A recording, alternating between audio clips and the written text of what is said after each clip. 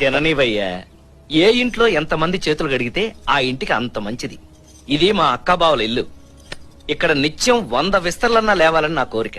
ఈ ఇల్లే ఒక అక్షయ పాత్ర అయ్యా. నిజమే గాని మాస్టారు, ఇలా కూర్చొని తింటే కొండలైనా కరిగిపోతాయేమోనని. కూర్చుని తింటే కరుగుతాయేమో గాని పెడితే కరగవయ్యా.